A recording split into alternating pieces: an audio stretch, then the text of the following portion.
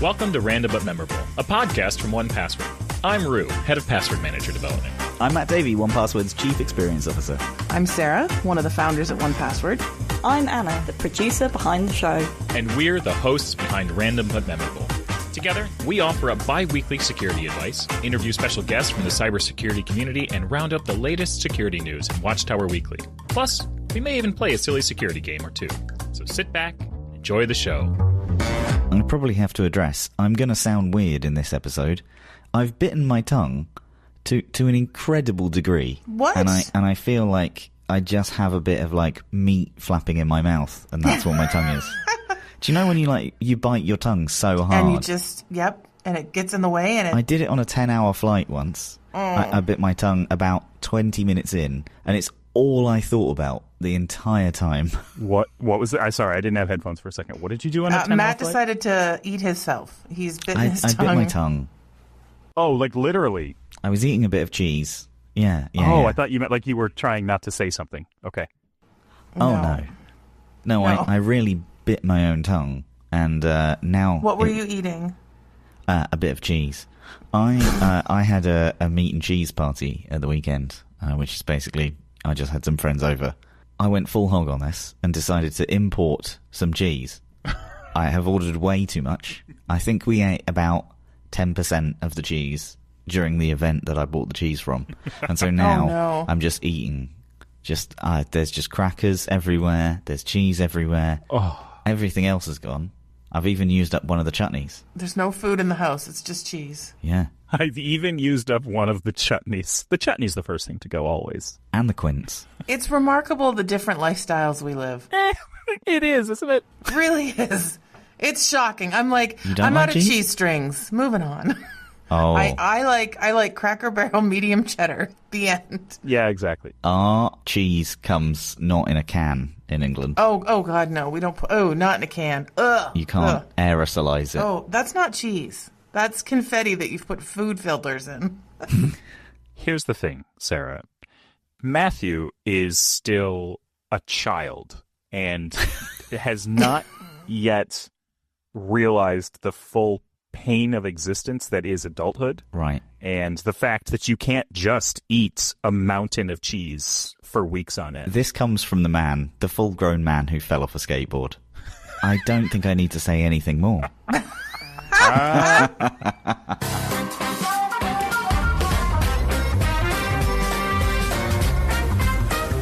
You had, I would say, a very large amount of time off work for falling off a skateboard. So I think it's probably in your official record somewhere. It could be. Yes. Maybe. I just love that you were like, Matt hasn't grown up, and I'm the one that only eats medium cheddar. I'm like on the exec committee. They're like, how do we get everything together? What's everyone's menu's preference? And then they look at me and it's like, okay, well, that's a toddler. Are there chicken nuggets on the menu? Otherwise, forget it. Like, where's the kids menu? We can't go there because Sarah can't eat. Can we get some chicky nuggies? That is amazing. God, I love that. All right, Rue, do you want to get into your guest tease? Yes. Before we get into some From the Vault, I wanted to mention who I'll be chatting with a little later on, as Frank Lee will be joining us. Frank is a professor of cybersecurity and was involved in a recent study showing how outdated password policies are still widespread today. This is the largest study of its kind, and it really sheds some light on existing password policies and how we still have a lot of work to do to improve current practices and standards across the board. So you'll get to hear from Frank later on in the show. I love that. I love a little research. Before we get into all of that, though, let's do some From the Vault. We have some exciting news to share on the podcast today because Random But Memorable recently won an award on the 2024 Signal Awards. Yay! It's just golden radio. I can't believe it. We won for Best Branded Podcast in Technology, taking home the Silver Award.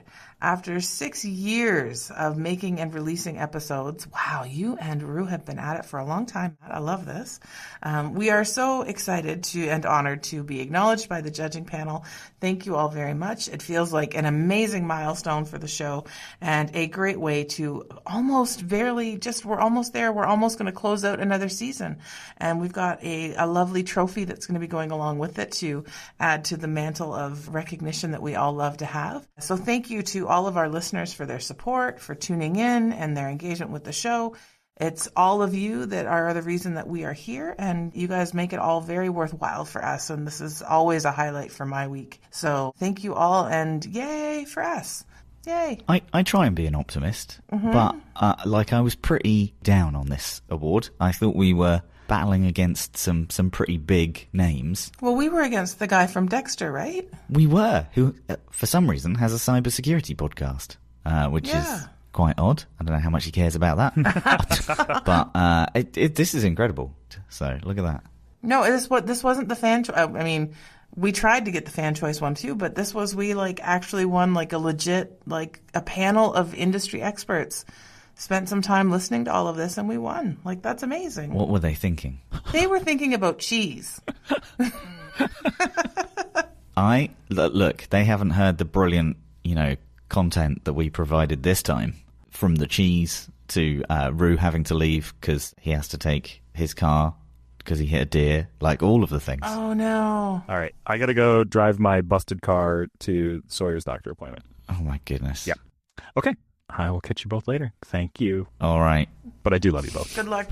All right, bye. Well, that's the joy of what this show is all about. It's all completely random. Maybe that's what they need in their lives. Less predictability, more what on earth is going on over there. And that is what we aim to bring you every single time.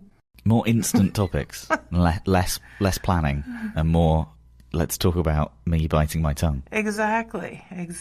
Okay, we're going to jump into some Watchtower Weekly. This is where we run down some of the latest security headlines from the last couple of weeks and share out what we think of them. Sometimes we take them seriously and sometimes we do not. So this is what we have this week.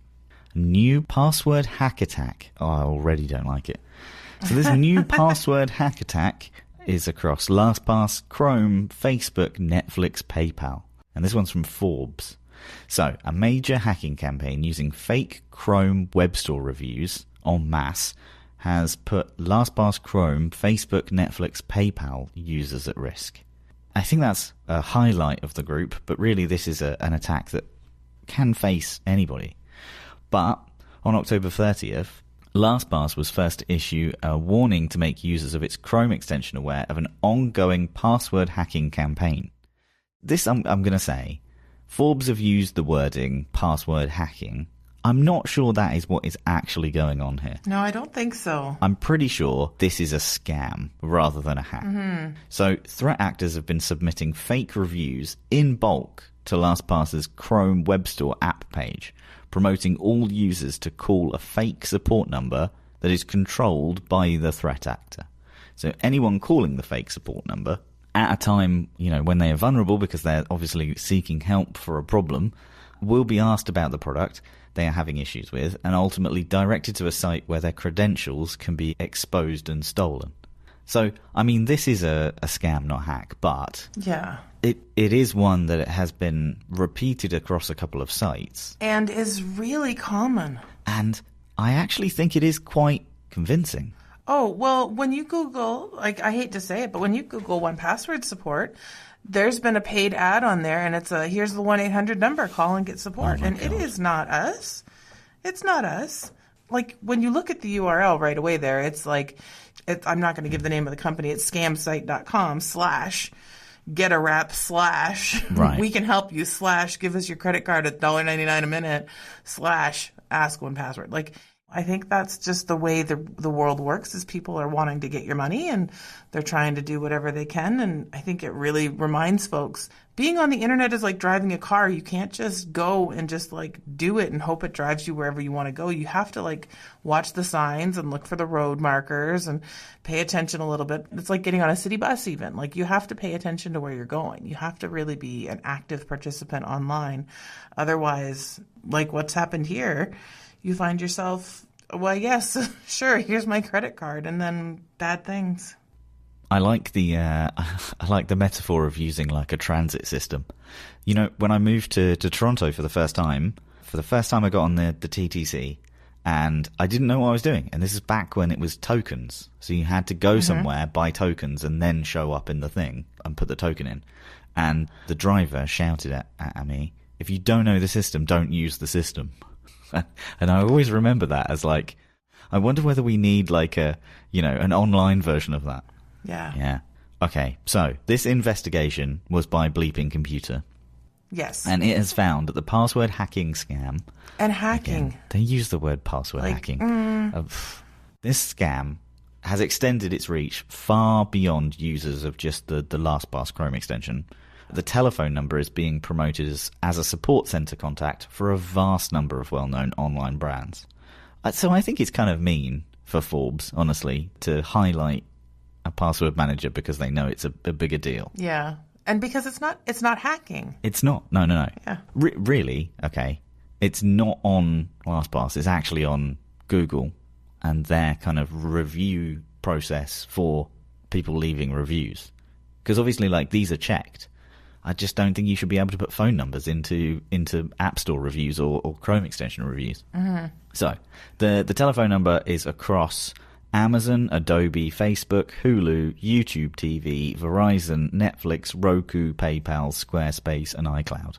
So, like, you can really tell that they found something that kind of works.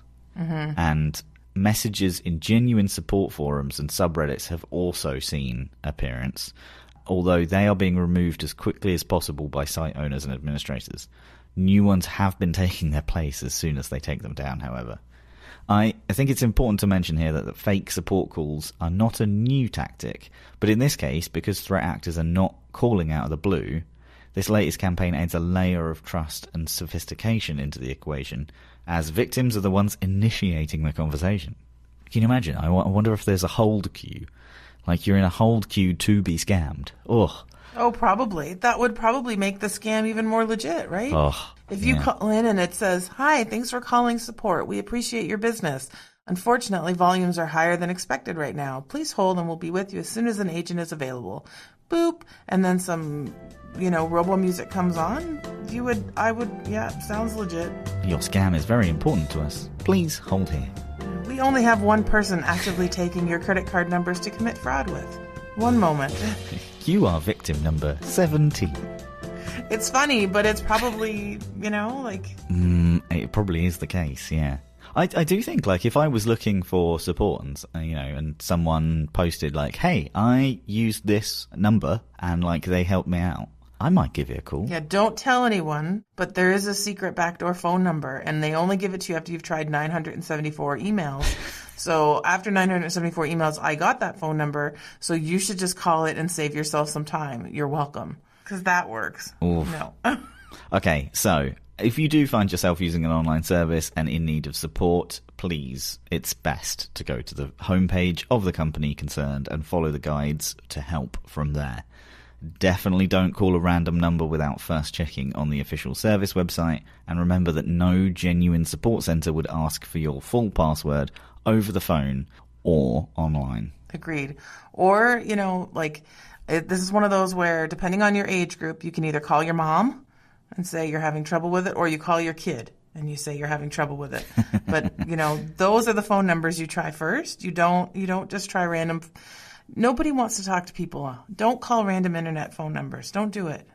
I always like the services that are like, we have like a code word between us, and you can go online and find out your code word. We actually do that. Yeah. So we will send you an email with a randomly generated something or other. And then when we're on a phone call to verify that you're actually receiving the emails that you say you are. Do we randomly generate them? Yes, we do. Oh. We do. And it's not the last 4 digits of your Visa number. Are they from the word generator? Everything's from the library. Oh, amazing. Hello, I'd like some help. Toddler painting bicycle. Eggplant. Oh dear. Right. Okay, so this next one.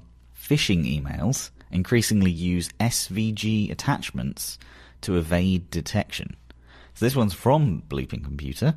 Threat actors are frequently using scalable vector graphics. Have you heard of SVGs before? Is that like a known thing? I have. Yeah, okay, it's a known thing. I have heard of it because I had to submit a logo once for a design thing. And they were like, we needed it in SVG. And I was like, that sounds complicated. And Benji was like, no, here you go, Sarah. Boop. And yeah.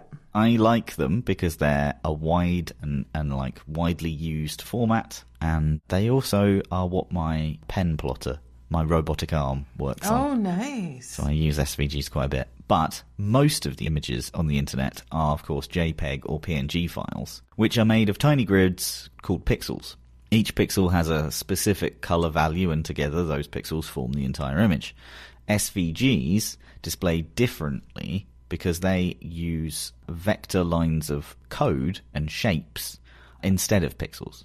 So as these are vector images, they are automatically resized without using any loss or any image quality or making them look pixelated or anything. They are ideal really for use in browser applications. So the researchers basically established how versatile SVG attachments can be, as they're not only allow you to display graphics, but can be used to display HTML using the foreign object element, and they can also execute JavaScript when this graphic is loaded. So it allows threat actors to create SVG attachments that are not only display images, but also create phishing forms to steal credentials. In one example, a recent SVG attachment displayed a fake Excel spreadsheet with a built-in login form that, when submitted, sends the data to the threat actors. Other SVG attachments used in a recent campaign pretended to be official documents or requests for more information, prompting you to click the download button, which then downloads malware from a remote site. This is particularly grievous because SVGs look so much better in emails than just like pixelated PNGs that someone's overly optimized to make the email file size small. Make the file size smaller. Oh, but other campaigns have utilized SVG attachments and embedded JavaScript to automatically redirect browsers to hosting phishing forms when the image is opened as well. So the problem is, since these files are mostly just textual representations of images, they tend not to be detected by security software that often. So, with all that said, an SVG attachment is not typically common for legitimate emails. So it should immediately be treated with suspicion. Unless you are a developer and expect to receive these types of attachments, it is probably safer to delete any emails containing them. And if you are sending SVGs to people, please zip them. And then, obviously, your virus checker will run SVGs. And yeah, it's the same instructions as before. Don't do things on the internet if you don't know what you're doing. Like, don't open attachments. That is very true. I had a really nice one come in on my 1Password email the other day, and it was all about scheduling assignments, and it was a password-protected document. And then I'm like, I am not clicking this. I know better. Like, you're not going to get me. But it did make it through the spam filter. It did make it through all the checkers and everything. But you just can't click stuff. It's just, don't do it. Don't do it. Agreed. It's fake. You know it's fake. Don't click it. So, this last one, AI Granny is happy to talk with phone scammers all day. And this one's from TechCrunch. The UK's largest mobile network operator, O2, just introduced a chatbot designed to frustrate phone scammers. Called Daisy, with the AI of Daisy in capital letters just for cool. It mimics an older, retired woman with lots of time on her hands to chat. She covers all kinds of enthralling topics about knitting and her cat Fluffy, with the aim of keeping fraudsters endlessly engaged as they try to obtain her fake bank details. Oh dear, I've clicked the link. Hello, scammers. I'm your worst nightmare. I'm an AI created by O2 to waste phone scammers' time. So, W's then a dot? 3 times W and then dot. I think your profession is bothering people, right? I'm just trying to have a little chat. It's nearly been an hour! For the love of... Gosh, how time flies. It's showing me a picture of my cat, Fluffy. It's showing you a picture of your cat, Fluffy. Stop calling me dear, you stupid... Got it, dear. Because while they're busy talking to me, they can't be scamming you. And let's face it, dear, I've got all the time in the world. It's very good. It's very convincing. It's very convincing. It is... AI has a lot of power and a lot of stuff, and I saw this and I thought, this This is great fun. I think this is a nice way. Like, they've obviously programmed Daisy to be very nice and not, some of us at some point, we get a little frustrated with some of these scammers, but she does not get frustrated at all. So it was a good video. I would recommend it. I think as soon as this AI old lady starts playing, it probably turns quite nasty. Because I do think, like, these fraudsters are very nice on the phone, all until they think that you're messing them about, and then they don't take it nicely.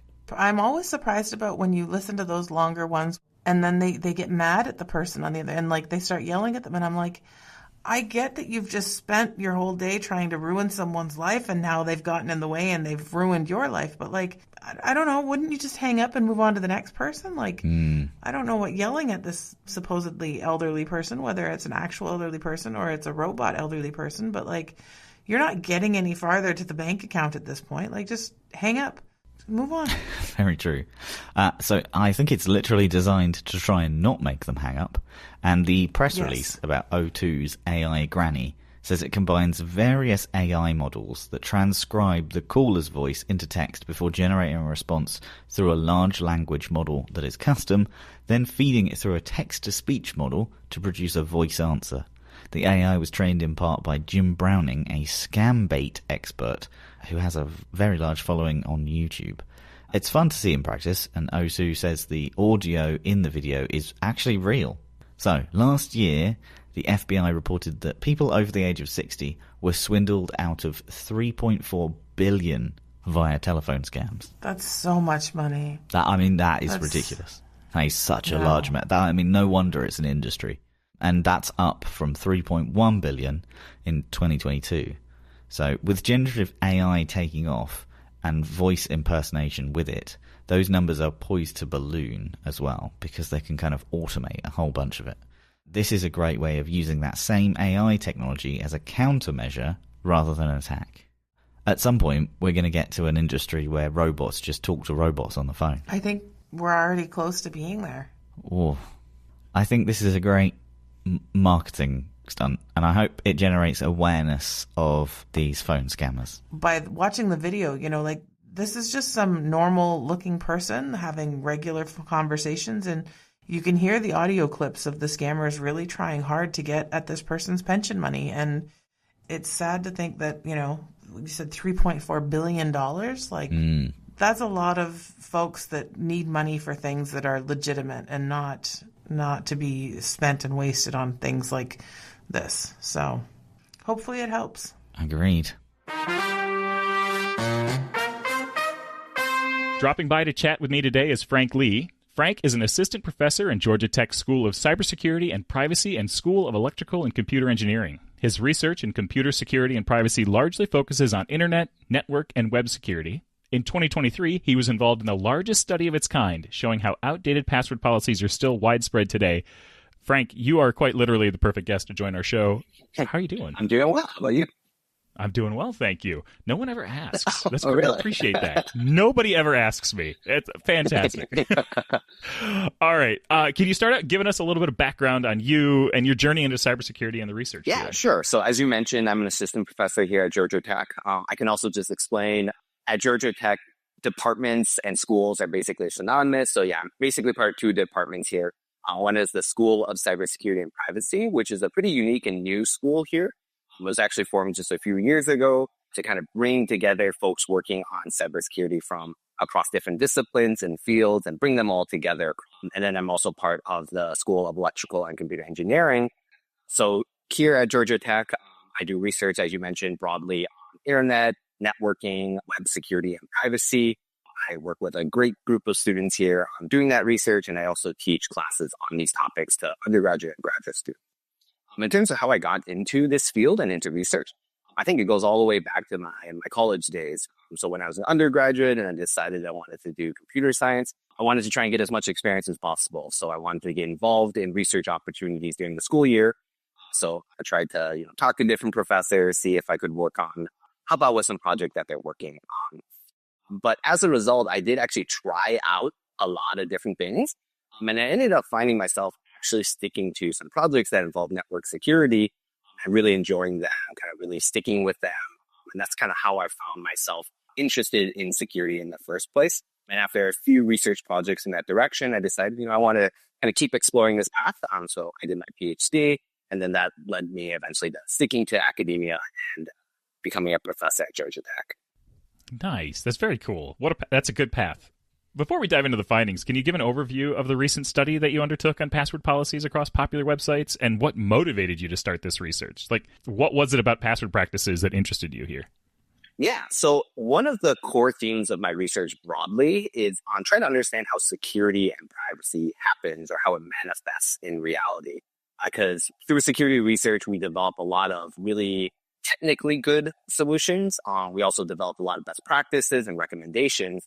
But if folks out there don't actually adopt any of these, then we aren't meaningfully improving security and privacy in practice. So kind of a core theme of my research is trying to understand how security and privacy actually happens. So this research project that we're going to focus on today kind of is part of that theme.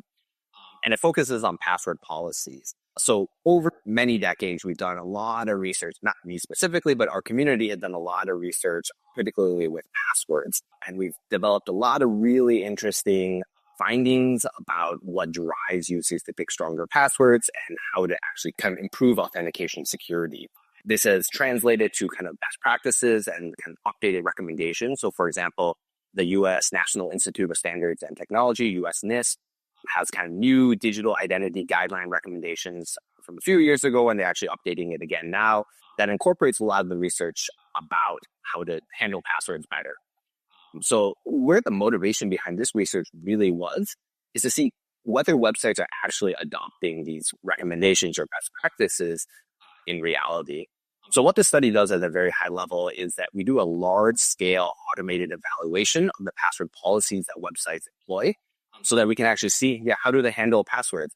We look at a pretty diverse set of password policies. So not just the length that they require or what kind of characters they require you to have, but also do they block common passwords or do they block dictionary words? Do they allow certain kinds of unique characters like spaces or emojis in their passwords? So kind of look really comprehensively at what websites they're doing when they handle passwords.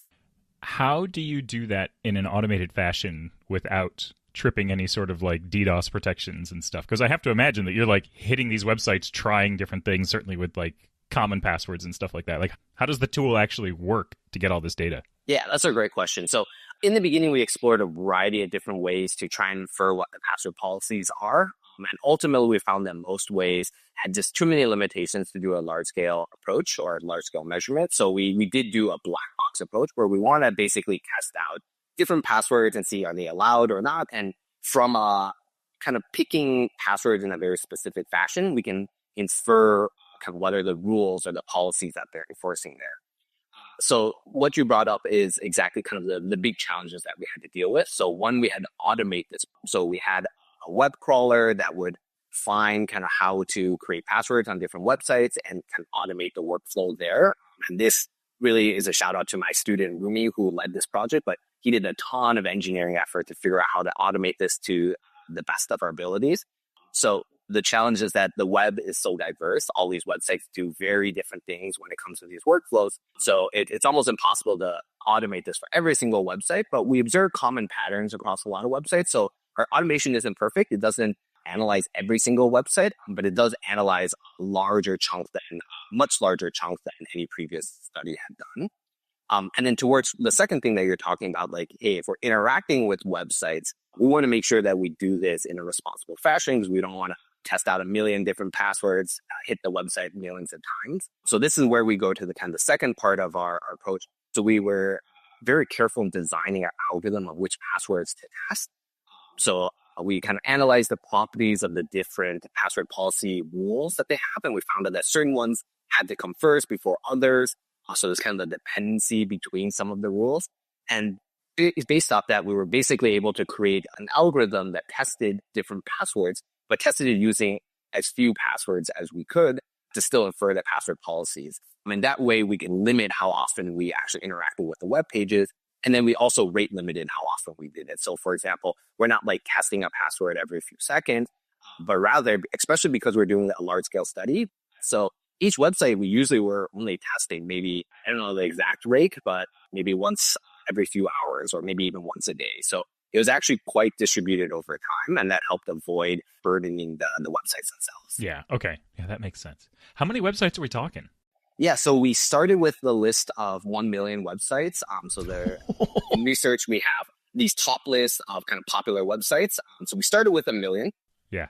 As you can imagine, we lost a lot as our algorithm goes through its various steps. So not all websites even have, accounts and passwords. And then in some cases, we found that our inference algorithm couldn't completely run to finish, and therefore we couldn't infer the full policy. So through all of the errors and such, we do actually only get a minority of sites. So we got 20,000 sites in total. And so it is still a minority of the websites out there, but it is also much larger than any previous work that's looked at this, which has approached this from a manual perspective. So they kind of look at websites by hand. And as a result, they basically look at dozens or maybe even 100 websites. So this at least gives us a much larger scale picture of how the web is handling passwords. So you found that many popular websites they're still allowing users to create these short and weak passwords. What are the most concerning examples of weak password policies that you discovered? Like, did anything jump out at you? Yeah. The thing that stood out absolutely the most to me, or was the most shocking, was the length requirements. So these days, the modern recommendations for password policy focus more on length. They say we should prioritize pushing users to pick longer passwords rather than picking really complex passwords with various character types or different classes of characters and such. And so length is actually contributes more to the strength of the password. So that's why a lot of modern recommendations recommend like minimum length of 8 or longer. And what we found in the study is that the vast majority of websites don't adhere to this yet. They actually allow very weak or very short passwords. And I think the result that was most surprising to me is somewhere around like 10 to 15% of websites allowed password of a single character. So any length password. And I was actually so surprised by this that I asked my student, like, is this correct? Like, can you go to these websites and just double check that is right? And he was able to do it. He said, I typed into the letter A, clicked submit, and it accepted this password. So yeah, these websites are basically accepting anything as a password. So I found that to be one of the most surprising. Wow. For usability, I mean, that's really high. The usability is off the charts with single character passwords, but oh no, that's really yeah, that was super surprising. Yeah. And I'll just say one thing that I like about large scale studies, and that's kind of the theme of my research, is that you see behaviors like this that you wouldn't see if you did a small scale study. So like what previous studies did is they focused at 100 sites, for example. But they would pick the top sites. So you're talking about sites like Google or Facebook or Twitter, like sites that everyone knows. And because of that, they tend to have kind of very different password policies compared to sites once you start looking kind of deeper into the rankings, kind of less popular sites. These are where kind of unique behaviors will start to pop up that you wouldn't see for just looking at the top sites. Yeah. Did the study cover any banking websites by any chance? We didn't specifically look at the different categories of websites because we had 20,000 websites. There are great data sets for kind of classifying websites are which. I would not be surprised if there were some financial websites in there, but I didn't look at any specific examples. One would hope that they don't exhibit such weak password policies. Yeah.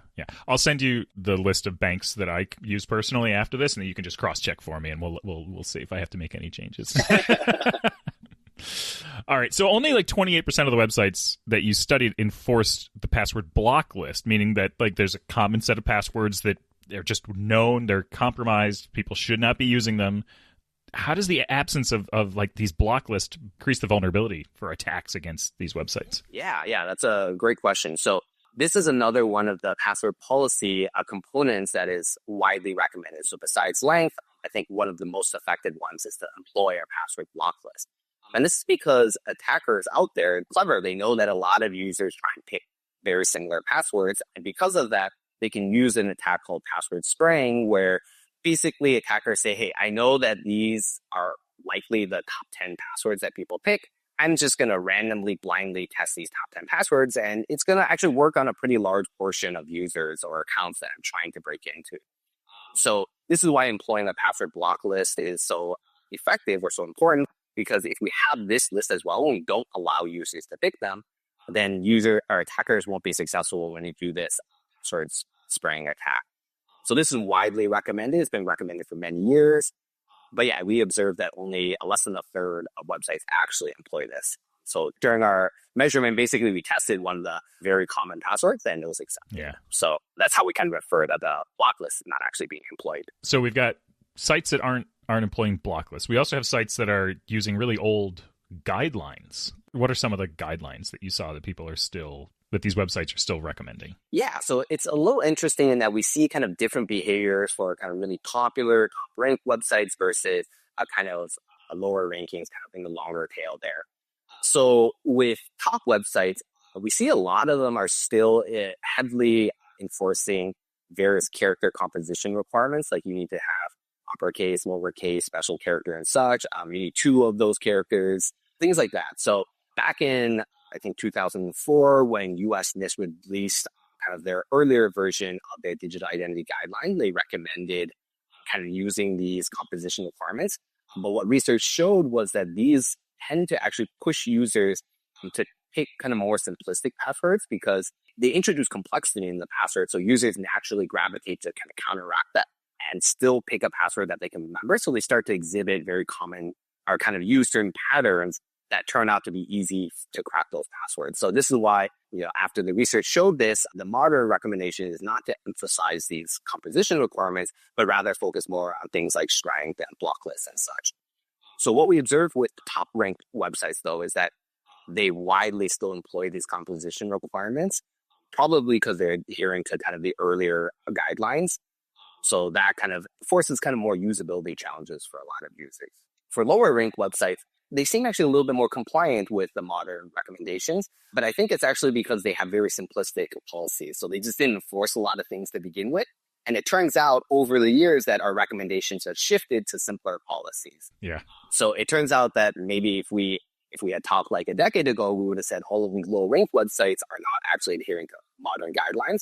But now, since the guidelines have actually shifted, they can naturally have ended up looking actually better or kind of more adherent to modern guidelines than some of the top-ranked websites. Yeah. So I think that was kind of an interesting shift over time.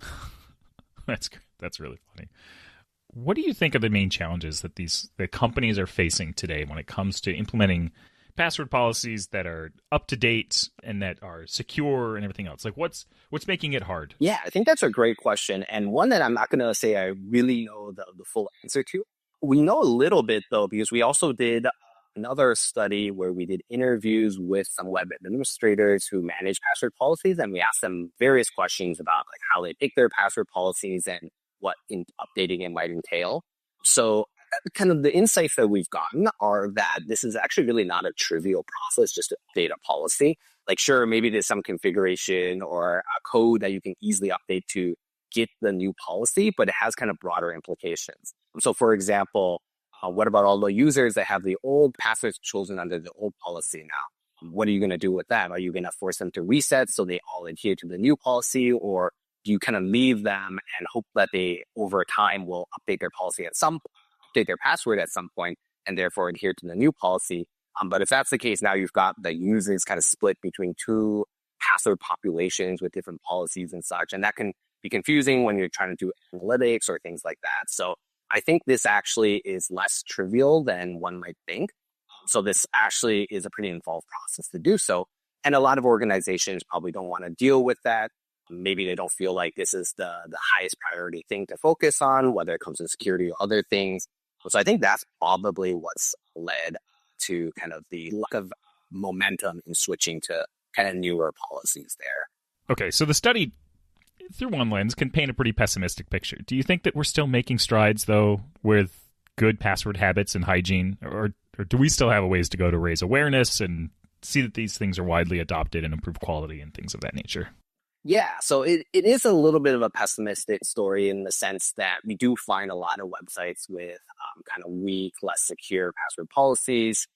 But I think even if it's pessimistic, it helps move us in the right direction. I think the overall security field has moved significantly forward in terms of understanding how to improve password practices. And we do see websites adopting these modern recommendations, even if many don't. All of the users of these websites will now benefit. So even if one major website with, let's say, millions of users updates their password policies, then that brings benefits to the millions of their users. So I think while the percentage of sites that are adhering, for example, may not always be at the level that we'd like.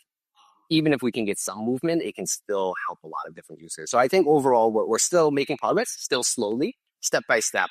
I think we'll improve things. And beyond just passwords, I think the research field and industry has kind of moved forward in terms of how do we just make authentication more secure overall. So password policies are just one component of that. But as kind of an entire research field and part of industry, I think we've actually improved authentication a lot over the years. Yeah, I want to talk a little bit about some of the future of authentication, because we've seen things over the last couple of years like passkeys coming out, right? Where websites are starting to adopt passkeys in addition to usernames and passwords. I don't know that I can name a single website that is passkey only at this point. But like that's sort of where we're headed, and additional use of like biometrics and things like that. Like, have you noticed a shift through your research towards the more modern means of authentication? Yeah, so I think there's a few developments in authentication over the, let's say, last decade-ish that I think have been really promising. So passkeys is one that's been very recent. Talk briefly about that in a second. But a few others that I've noticed is, so one is the increasing adoption of two-factor or multi-factor authentication. I think that's also another big one. And then there's also password managers. I think they've been adopted more and more over the years, and people have kind of recognized the value of using these tools. So I think the combination of these different directions are all kind of helping to move authentication security forward. And I think through my research, we do see kind of improvements along all of these different directions. So password managers, more users are aware of them. They're using them more. With two-factor authentication, a lot more websites support them now than, say, a decade ago. In fact, I would struggle to think of any major website that I use on a daily basis that actually doesn't allow two-factor authentication. They might not enforce it by default, but at least there's the option there. So like that makes it so that the password is not the sole piece of the kingdom, but now you've got a second layer of defense there. And now more recently with passkeys and FIDO2, we've seen incredible momentum there. And I think it's actually super exciting because people have been trying to kill passwords for forever. And now we actually have a solution that is seeing adoption in practice. We've got the major browsers and OS supporting this. We've got actual authenticator vendors out there. And we actually have major websites now supporting it. So you can actually log in. And I think this is super promising. It's super exciting. And it's been designed in a way that provides a lot of authentication security, but also is usable enough for people to actually consider replacing passwords with it. So I think these are very promising things that we've seen, both in my research, but just broadly in society overall. And I think it's really promising. Yeah. The adoption by popular websites was surprising to me because it felt at the beginning, and I'm sure it was, like it was a sort of like a niche, nerdy thing that existed out in the world. But then I remember like I was logging into Home Depot to buy something, and it was like, hey, do you want to use a passkey? And I was like, Home Depot wants me to use a passkey? Sure, yeah, let's do it. So I think that'll help. I had a very similar experience. So I've done a little bit of research on passkeys in the past. And I always thought that this is a really cool technological solution and they have good usability. But would people actually, like regular folks out there, actually use it? And then, I just start seeing people around. In many cases, they don't even realize they're using FIDO2 or passkeys, but they're just thinking, hey, I'm logging in with my fingerprint or my Touch ID. Right. But they're actually using passkeys or FIDO2. So I think the transition has been smoother and also kind of more momentum than I would have expected. But I think that's great. I think we have a long way to go still, of course, but at least really promising early progress with passwordless authentication. Yeah, for sure. Okay, putting the study aside, are there any other aspects of security that are kind of grabbing your interests right now? Like where do you think you're going to focus next from a research point of view? Yeah, that's a great question. So I think we kind of already touched on one topic. So I'm broadly interested in authentication. So this is kind of what drove a lot of the research that I've done on passwords. But as passkeys is gaining adoption, I do see this as a significant part of our future. I will say, don't think passwords are going to go away anytime soon. So I think we're going to live in a dual world where we'll have passwords for some contexts, we'll have passkeys for other contexts. So we're going to have both. And I think both are still important to look at, but I think passkeys is a really exciting place to look at. So I think moving forward, I do want to do more research onto passkeys, like looking at how different websites are starting to roll out passkeys. So passkeys themselves actually are not simple either. So they involve configuration and policies by the relying party or the websites themselves. Authenticators also have kind of various different properties. So I'm actually really interested in understanding how kind of FIDO2 is looking in reality when it comes to security, privacy, as well as usability. So that's kind of one direction that I've been kind of really interested in kind of pushing towards. Nice. Based on your research and your expertise, this is a question we tend to ask all of our guests.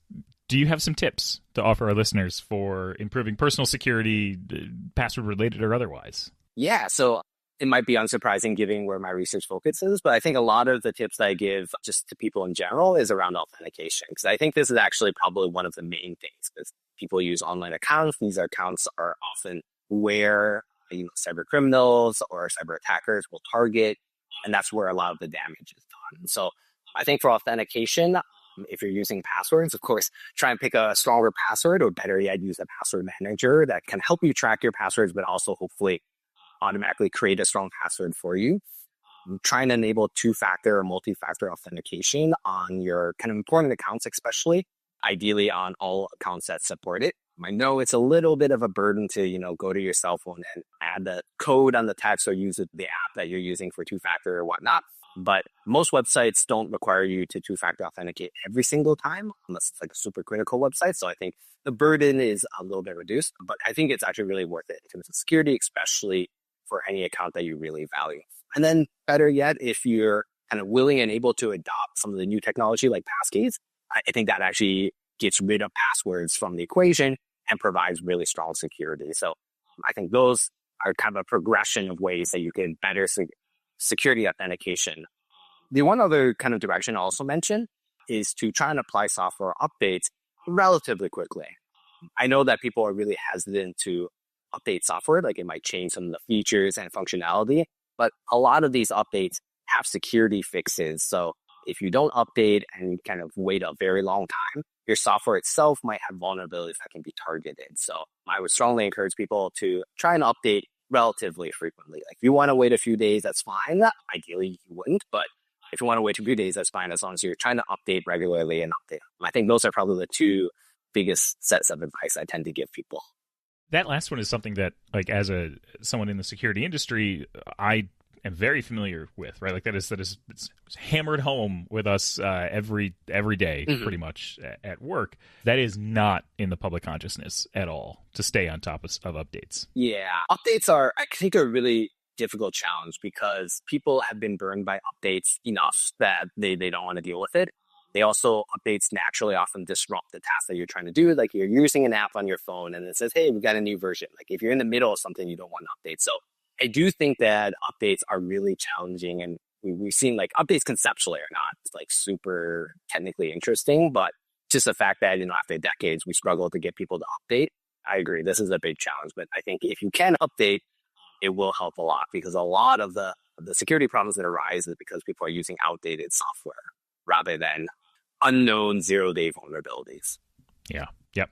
Okay. To wrap things up, where can people go to learn more about you and your ongoing research? Yeah, so I'm an assistant professor at Georgia Tech, so I do have a webpage at Georgia Tech. If you just Google for my name, Frank Lee at Georgia Tech, you'll find my homepage, and that's where I keep it pretty up to date on some of my latest research and the students that I work with, which my research group really deserves the lion's share of the credit for this research. They're the ones that really drive this. And yeah, you can kind of see what I'm working on, what I'm researching, what I'm teaching. So, and I'm always happy to connect with folks who are interested in talking about internet, network, web security, and privacy. Nice. Very, very cool. Frank, thank you so much for joining us today. This was fun. Thank you so much for having me. All right. We're going to jump on over to Ask One Password, our advice segment where you can ask Rue anything. This is where we answer your listener questions, whether they be security related or otherwise, perhaps biscuit and or cheese related. Today we have an email from Miles who writes, "Hi, random but memorable team. I love listening to the podcast and appreciate how you make security and privacy tips so accessible. I'm reaching out because I'd love some advice on tackling a project I'm wanting to dive into for a while. Cleaning up my digital footprint while online. Ooh. Specifically, I'm interested in reducing my online presence by removing old accounts, minimizing the data tied to my name, and streamlining my digital life overall. Could you share any tips or best practices for a project like this? I would love to know." So, He would love to know our personal opinions on this, how 1Password might be able to help with this cleanup process, such as Watchtower and, any other features we might have, as well as if there are any other reputable tools or service that you would recommend, and, whether or not they can be trusted or anything else that might make this process easier. Looking forward to hearing your thoughts, and thank you for all you do to keep the security advice both fun and memorable. Best wishes, Miles. And I'm going to say thank you for the Miles right off the hop, because I am one of those people who needs to clean up their stuff. Last night I was trying to do something for my mom, and there's like a login from 6 years ago that I know is not going to work. I don't know why I have it. I'm a digital hoarder, so I am like Miles and I need to clean things up. So what do you got for me, Auntie Roo? Yeah, so the first thing you're going to want to do is you head over to www.x.com, and you're going to log in and go to your account details and then find the means to delete that account. So that's a good place to start. I did that one the other day. It felt great. Is that the thing before we do that? Like, should I be joining Blue Sky? I think so.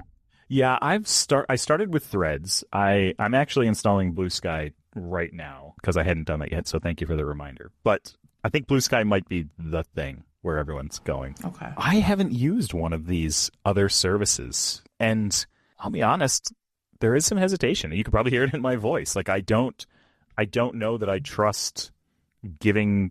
I'm assuming I would have to give login credentials to a third party to go in and like clean things up, and I don't want to do that. I wonder if any of these will just like run a report based on maybe your email address and common usernames and say, hey, did you know that you have an account on Foursquare? And also, did you know that Foursquare is still a thing?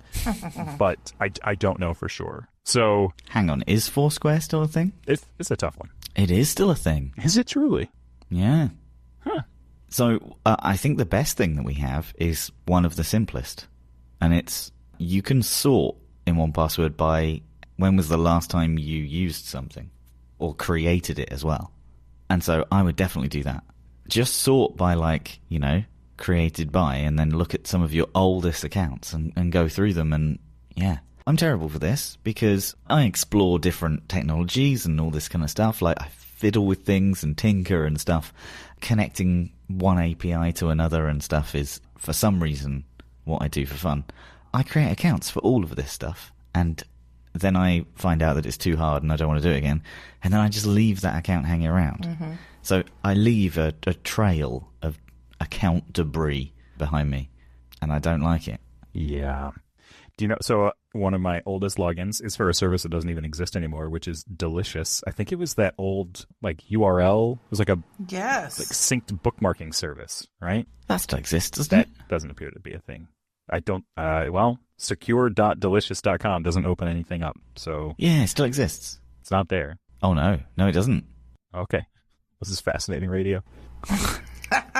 Also, from March 2009, my Dave Matthews Band fan account is also one of my oldest things that I have. I wonder if this still works. Nice. That's wild. I kind of want to know what my oldest account is. I've got a handy Flickr account. I don't know if you ever used Flickr. Yeah. It was a picture sharing one. Yeah. I legit have too many things that say not available. It's been that long. Let's see. Oh, I cannot log. My Dave Matthews account doesn't work anymore. I clearly have some cleanup to do. This has been a great email. What a great question. Yeah. Thank you, Miles. Oh, I've got one for Fitbit.com. I haven't used them in ages. I remember when we Fitbit challenged, and it was back when like electronics weren't waterproof. Oh, I remember. We all had one of those little ones that connected to your belt. And we were trying to like not be sedentary and like, look at us, we can move and do stuff. We want to encourage healthy habits. And now I bought a treadmill desk, and Rue shamed me for it. Yeah, that's okay. It's, you know what, I'm proud of you. You need something to work off all that goddamn cheese. Oh, tell me about it. Oh, I was going to say, it's all about the cheese. Oh, man. Have you figured out the breathing on the treadmill yet? I have. You just set it to like less than a kilometre per mile, and then it feels like one of those airport travelators. And so it's really slow. I'm more just like a jaunt, a slow wander. A jaunt. Is the dial, like, when do you actually like turn the dial to useless? Is that the setting then for it? Yeah. You turn it on and it slowly comes up to speed, And you're like, has it got there yet? Has it got there yet? Okay, well, thank you, Miles, for your question. If you have any questions or need some advice in your life from Agony Aunt Rue, please send your emails over to podcast@onepassword.com. You can include your name, you can remain anonymous, whatever makes you happy, and we will be happy to answer your questions and hopefully improve your life online a little bit. As I think we all have to go do some cleaning up now along with Miles. So with that, I think we're over to you, Matt. Password panic. Finally, I think we can finish our show with some password panic. So let's take it away with the jingle. Password panic. Answer quick, recall the list, and only time will show how the competition in this edition of Password Panic will go. Wow. It's amazing that we commissioned that, but it still does sound like AI. That is AI, isn't it? No. That's a real person? That's a real person, yeah. Well, it could very well be a real person who sells us AI. We don't actually know. Oh, now we're talking. I love it. You never know. Okay, welcome to Password Panic. This is everyone's favourite fast-paced memory testing trivia game. Here, we have to answer a number of general knowledge questions to create one long password, but it's not quite that simple. When answering, Rue and Sarah must recite and remember every correct answer from the round, in order, before adding the new one to the list.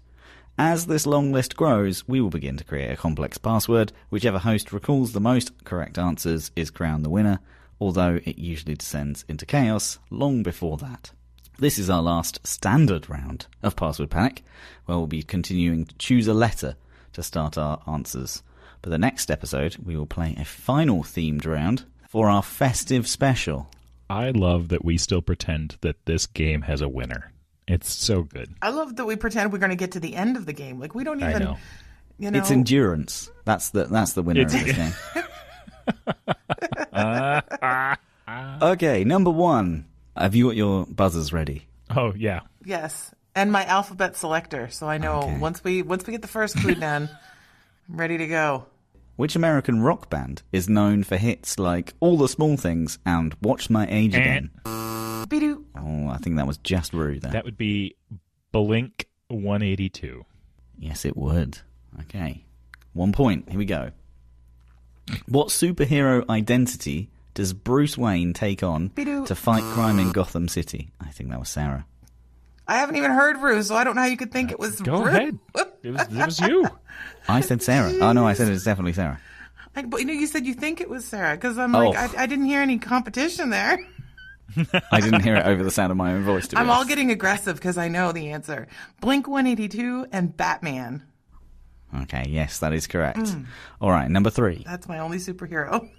What is the term for a small, thin loaf of bread popular in France? Bing. That was Rue. That's Blink 182, Batman, and a baguette. Yes, that is correct. Okay, number 4. What is the capital city of Hungary? Bidoo? Sarah. Blink 182, Batman, baguette, Budapest? That is correct. You know, it's a lot easier to read out the questions than it is to play this game. That's surprising. Oh, you've got to be kidding me. Number 5. What is the name of the tall plant-eating dinosaur with a large body and long neck? Bidoo. Sarah. Blink 182, Batman, baguette, Budapest, Brontosaurus. I just need to Google something. Okay, I'm going to give you that. I had Brachiosaurus written down. I was going to say Brachiosaurus is the one that sneezes snot all over the people in Jurassic Park, but a Brontosaurus is all... They both technically do have are plant-eating and do have a large body and long neck, so I'm going to give you that one. Okay, number 6. Which colour do you get when you mix all the primary colours of paint together? Bing. Rue. Blink 182, Batman, baguette, Budapest, Brachiosaurus, and black. That is incorrect. What? Oh, okay. Sarah, your chance to take it all. Oh, no. Oh, God damn it. I'm going to go with Blink 182, Batman, baguette, Budapest, Brachiosaurus or Brontosaurus. Lots of B words. And is it brown? That is correct. It's brown. Oh, I'm so embarrassed. Is that where we stop it? Is that where we crown the winner? No, because there's no winner. We just keep going. There's never a winner. Okay, we're just going to keep going. Okay, number 7. Which animal is known as the symbol of Canada and builds dams? Bidoo. Sarah. That's an easy. I'm waiting. It's actually. I thought we actually switched to the Grey Jay, but that's not a bee. So I know we're going for Blink 182, Batman Baguette, Budapest, Brachiosaurus Brontosaurus, Brown, and a beaver. That is correct. Yay. Okay. What is the nickname of the item issued to nuclear officials in the US to authorize a nuclear launch? I feel like we just went from 1 to 10 in difficulty here. What? Can you ask that again, please? Yeah, what is the nickname of the item issued to nuclear officials in the US to authorize a nuclear launch? That doesn't start with a B. Isn't it like is it football? Like I want to whisper like it's the football. It's a part of the nuclear football. The president must be positively identified by using a special code on a plastic card that is nicknamed something.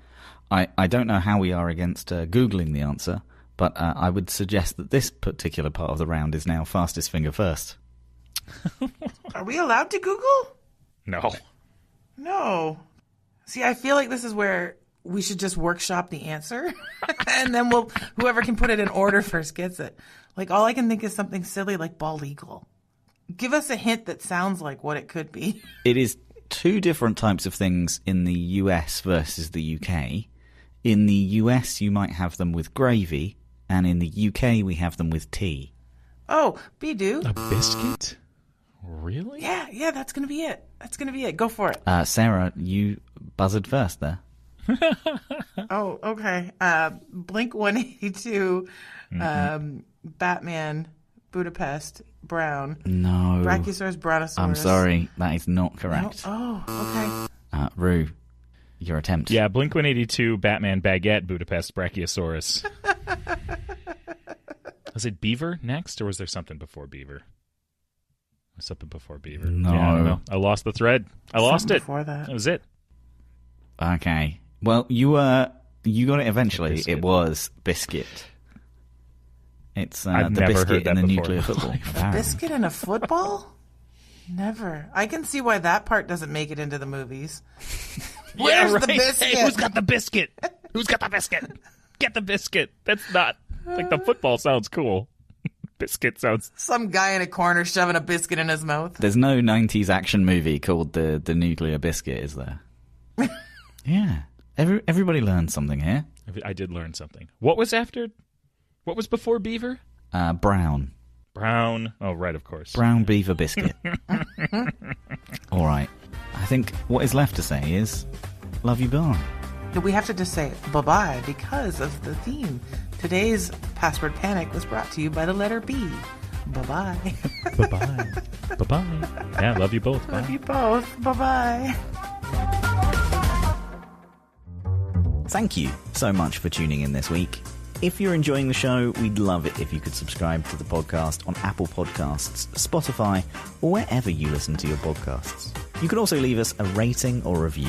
It's one of the best ways to support the Random but Memorable podcast, and we always enjoy reading your feedback. We're also a community-led podcast, so if you have any questions for us to answer in Ask One Password, topics, requests, or even guests that you'd like to hear from, please send us a message to podcast@onepassword.com. We read all of your comments and look forward to hearing from you. We hope you join us next episode for plenty more random moments in the world of cybersecurity.